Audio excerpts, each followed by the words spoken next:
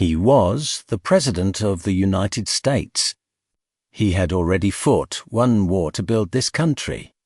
He had already walked away from power once, when every man alive expected him to take the throne.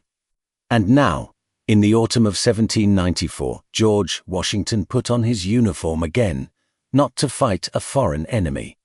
Not to face the British, not to face the French, but to face his own people. And what happened next had never happened before in the history of democracy, and has never happened since. A sitting president, on horseback, leading an army of 13,000 men into his own country to crush a rebellion. The world was watching, and nobody, not his allies, not his enemies, not even the men riding beside him, knew if he was doing the right thing. To understand why Washington rode that day, you have to understand what America looked like in 1794. The Revolution was only 11 years in the past. The ink on the Constitution was barely dry. The new government had no army worth speaking of, no real treasury, and no guarantee, none, that this experiment in democracy would survive, and it was already breaking apart. The problem had started small. In 1791, Alexander Hamilton, Washington's Treasury Secretary and the architect of the new financial system, pushed through a tax, a federal excise tax on whiskey. It sounds simple. It was anything but. In Western Pennsylvania, whiskey wasn't just a drink. It was currency. Farmers out there, poor, isolated, far from the coastal cities where the politicians lived, used whiskey to trade for everything they needed. Grain was too heavy to transport across the mountains, but distilled into whiskey, it could travel. It could be sold. It was how these men fed their families. And now the federal government, a government most of them had never asked for and didn't fully trust, was taxing it. The collectors who came to register the stills were met with anger, then with threats, then with violence. By the summer of 1794, it had become something much worse than tax resistance. It had become a rebellion. July 1794, Western Pennsylvania. A federal marshal arrived to serve legal papers on a distiller who had refused to pay the tax. Before he could complete his task, he was surrounded. Shots were fired. A federal officer was killed. Within days, a militia of 6,000 armed men had gathered. They burned the home of the regional tax inspector. They marched on Pittsburgh, the largest city in the region. Flying a flag with 6 stripes, one for each of the western counties, they planned to break away from the United States. Break away. Letztes Land erlebens. 9 years after the Constitution was signed. And armed men were already talking about tearing the country apart. Washington received the reports in Philadelphia. He read them carefully, and then he sat quietly for a long moment, because he understood what this really was. This wasn't just about whiskey, this wasn't just about taxes, this was a test. If the federal government backed down, if it negotiated, compromised, showed weakness, then every future rebellion would know the formula. Every grievance, real or manufactured, could be settled with guns instead of law. The government would be a suggestion, not a structure. But if Washington responded with force, with a massive, overwhelming, undeniable show of federal power, he risked becoming exactly what he had spent his entire life refusing to be, a tyrant. And here's what nobody told you about that moment. Washington didn't want to send the army. He tried everything else first. He sent commissioners. 3 respected men riding west with offers of amnesty and negotiation. He gave the rebels every chance to stand down. He waited. He was patient in a way that surprised even his closest advisers. But the reports kept coming back the same. The rebellion was growing. The language was getting darker.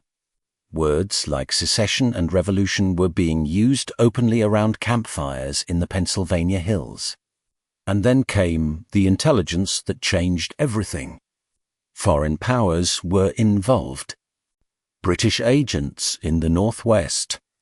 French agents whispering in the ears of rebel leaders. Both empires circling the young republic like wolves, waiting for it to stumble. Waiting for the moment when the American experiment would collapse under the weight of its own contradictions. Washington called his cabinet together. The debate was intense. Edmund Randolph urged caution. Hamilton urged overwhelming force. Jefferson, who had resigned the previous year, was gone, but his ghost was in the room, whispering that this was Hamilton's tax. Hamilton's war Hamilton's chance to build the kind of powerful central government that the founders had feared. Washington listened to all of it. And then he made his decision. He would invoke the Militia Act. He would call up the armies of 4 states. Nearly 13,000 men. The largest military force assembled on American soil since the Revolution. And he would lead them himself, October 1794. George Washington, 62 years old, President of the United States, mounted his horse and rode west. It was an extraordinary sight. A head of state personally leading a military force against domestic insurgents. It had no precedent in the modern world. It has had no repetition since. The symbolism was deliberate and total. This was not a punitive expedition sent by a distant government. This was the man himself, the father of the country. The general who had won the revolution, saying with his body and his presence, "This government is real. This law is real, and I will defend it personally." The army moved through the autumn landscape of Pennsylvania, 13,000 men stretching back along the roads like a river. Word spread ahead of them. Town by town, farm by farm. Washington is coming. Not soldiers, not tax collectors, Washington. And something remarkable happened. The rebellion began to dissolve. Not because the rebels were cowards, but because most of them, when the moment of genuine confrontation arrived, realized they were not actually prepared to take up arms against George Washington, against the man who had given everything for them, against the man they had cheered in the streets a decade before. The leaders of the rebellion scattered. Some fled west into the wilderness. Some surrendered. The 6,000-man militia that had marched on Pittsburgh simply went home. By the time Washington's army arrived in the region, there was almost no one left to fight. Washington could have made an example of them, 13,000 soldiers. A rebellion crushed. A president who had ridden personally to enforce the law. The temptation to demonstrate the full power of the new government, to hang the leaders, to burn the farms of the resistors, to send a message so clear and brutal that no one would ever challenge federal authority again. He didn't do it. 2 men were convicted of treason. Washington pardoned both of them. Not because he was weak. Not because he didn't understand the gravity of what had happened. Because he understood something deeper. The goal was never to destroy the rebels. The goal was to save the republic. And a republic saved through terror is not a republic at all. It's just a different kind of tyranny wearing a different kind of uniform. Washington wrote about it afterward. He was direct. The rebellion had been dangerous. The response had been necessary. But the mercy was equally necessary because the legitimacy of the government depended not just on its power to enforce the law, but on its restraint in how it used that power. Force and mercy, together, in balance, that was the lesson. The Whiskey Rebellion is one of the most forgotten major events in American history, which is strange. Because what happened in western Pennsylvania in 1794 answered a question that the Constitution couldn't answer on its own. Does this government actually work? Before 1794, nobody knew. A government on paper is just words.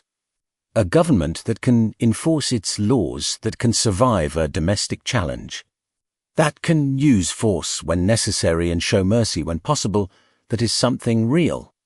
Washington made it real, not by being a king, not by being a tyrant, but by riding west on a horse at 62 years old in the autumn rain to show his country and the world that the American experiment was not fragile IT Wold Bend. It would be tested, but it would not break. And 2 years later, when Washington finally did retire, when he gave his farewell address and rode home to Mount Vernon for the last time, the country he left behind was stronger than the one he had inherited. Not despite the Whiskey Rebellion, because of how he handled it. The most dangerous moment for any democracy is not when its enemies attack from outside, it is when its own people stop believing in it. George Washington believed, and he rode out to prove it. Washington's story doesn't end here. In our next video, we're uncovering a secret about him that's never been told. If you don't want to miss it, subscribe right now. Don't forget to like these videos. Only keep going because of your support, and drop a comment below which part of this story hits you the hardest.